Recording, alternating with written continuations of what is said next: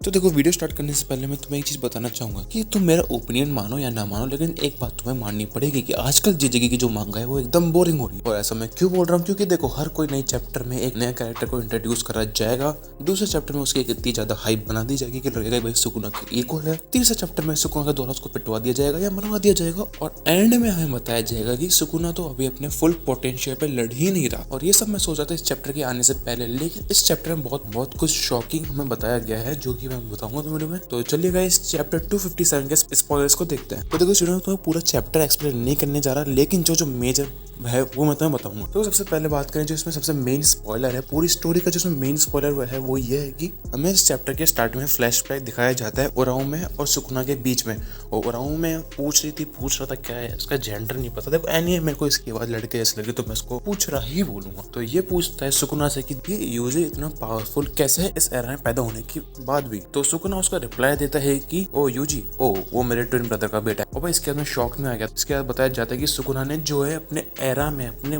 Twin भाई को ही खा लिया था जो अपने मम्मी के पेट में था। भाई मैं सोचता था केनजाकू सबसे ज्यादा इविल है, लेकिन भाई सुकुना ने तो हद पार कर दी और उसके ट्विन ब्रदर की जो सोल है वो केनजाकू के पास पहुंच गई थी। अब कैसे पहुंची, क्यों पहुंची, कुछ नहीं पता। और उसके आगे हमें बताया जाता है कि जो इतादोरी के पापा थे, जिन इतादोरी, वो एक्चुअल में सुकुना के ट्विन ब्रदर की रीइंकार्नेशन है। तो इसी की वजह से यूजी इतना पावरफुल है। तो यही था इनका फ्लैशबैक। और हमें इसमें एक और फ्लैशबैक बताया जाता है जो वैसे तो इतना इंपॉर्टेंट नहीं है, लेकिन मैं आपको बता दूं इस फ्लैशबैक में हमें दिखाया जाता है इनो जो है वो परमिशन ले रहा है गोजो से, शोको से और इचिजी से कि वो जो नानामी का स्टूल है उसको यूज कर पाए। और गोजो तो है, गोजो उसने बोलता हाँ भाई यूज का, क्योंकि गोजो के हिसाब से जो नानामी का सबसे ज्यादा ट्रस्ट था वो इनो पे था। तो देखो ये दो तो हो गए मेन स्पॉइलर इस चैप्टर के। इसके अलावा हमें यूजी की कर्स टेक्निक बताई जाती है और बताया जाता है कि इसके पास 2 कर्स टेक्निक है। पहले तो इसके पास एक भी नहीं थी, अब 2 है, जिसमें से पहली है ब्लड मैनिपुलेशन जो हमने पिछले चैप्टर में देख ली थी, और दूसरी जो टेक्निक है वो खुद सुकुना की टेक्निक है स्लैशेस वाली। दूसरी टेक्निक का नाम है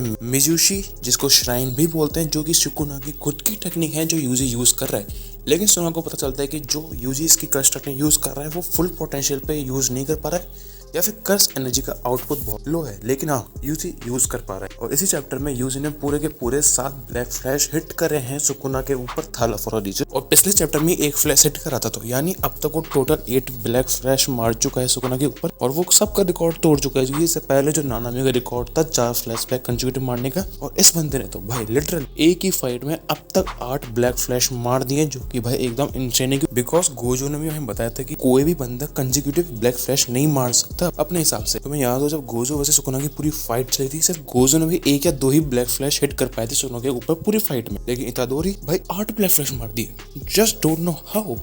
और इस वक्त जो सुकुना की हालत है वो बहुत खराब है, और उसका जो मेगुमी की बॉडी पे जो कंट्रोल है वो धीरे धीरे कम हुआ जा रहा है हर एक यूजी के पंच से। तो इस चैप्टर में तो इतना ही था। और चैप्टर के एंड में एडिटर का एक कमेंट है जो कि यूजी become equal to the king and surpass him. और हाँ, अगले हफ्ते कोई ब्रेक नहीं है, नया चैप्टर आएगा। और अगर वीडियो चलेगी वीडियो को लाइक करना है, और मैं सुनता हूँ अगली वीडियो में।